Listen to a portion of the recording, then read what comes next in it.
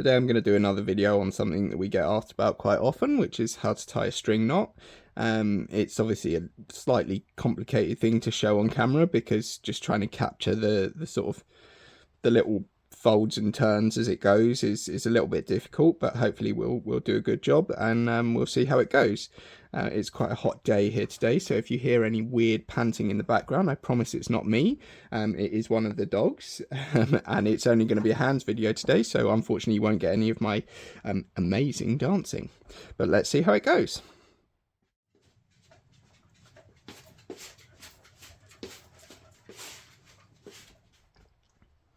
So to start, we've got our string anchor here, which is just another piece of string.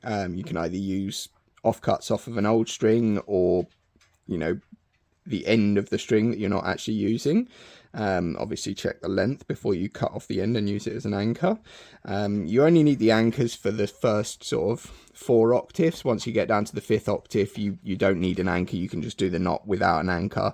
But you definitely want to use it for the other octaves, because if you don't, the knot can pull up into the inside of the hole on the back of the body and can be a bit of a pain to get it out. So yeah, definitely want to use an anchor for the first 4 octaves. So yeah, the anchor is about sort of 3 centimeters, about 1.25 inches, something like that. You don't want it to be too much longer, because if you get little extra bits that sort of fold over and touch onto the back of the soundboard, it can cause weird buzzing noises and things like that. So yeah, try and keep it about this length. You know, a little bit shorter, a little bit longer, doesn't matter, but yeah, roughly that sort of length. So the first step is you're going to take your string and you're going to do a single bend in it like this. So you're just bending it back on itself. Let's do this a bit closer to the camera and hopefully it'll be a bit better. Again, you have to look at my gross hands, but hey, what are you going to do? So that's roughly the length of the anchor. I am using a 5th octave string here just so that it's a little bit more visible. It makes it a bit trickier to do the actual knot, but when you're doing a 5th octave, you'll do exactly the same thing, but just without the bar.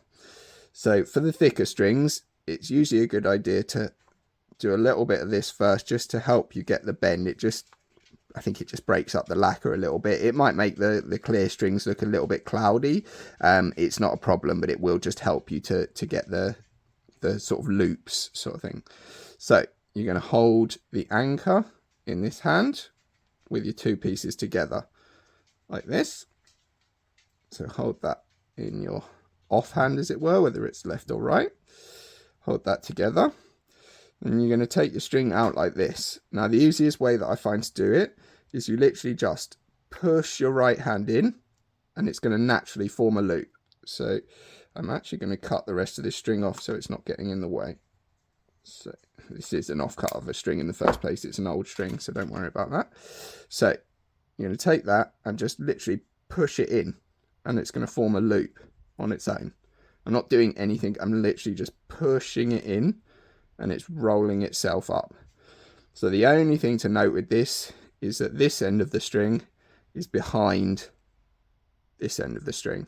So that's the only thing. Pushing it together, if it wants to go that way, it's not the right way. So push it together like this. You've got that side behind and that side on top. So at this point, you've got, let's just drop the string anchor. You've got your folded over bit and a little loop. Once you've got that, you pass the loop over the top. So can you see that? Loop there over the top. Just trying to keep a hold of everything. And I'm making a hash of it. And just pull it tight.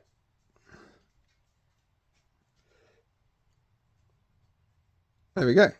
So that is your string knot. Now let's see if I can find a thick piece of cable or something, and I'll show you again with a thick piece, and hopefully it'll be maybe a little bit clearer with that. So I've got some big bits of cable here, as you can see. I've not tested this, so we'll see if it works. This is just a piece of aerial cable and a piece of electrical cable, but that's not important. So I'm going to be using this as the anchor, and this is my mock string. So first thing I'm going to do is bend that over. Put your anchor in here. Cable, string, as it were. Pushing it back on itself, and it's making a loop. Again, this hand is underneath this. Then I've got that, and I'm just putting it over the top. So I'm just rolling that over the top, get a hold of it, and pull it tight. It's not going to go quite tight because it's not a string, but there we have the equivalent of a string knot. Hopefully that was helpful and actually makes sense and was visible. But let me know down in the comments and I can see if it works, then great. If not, we can maybe see about making another one that's a little clearer. Cheers.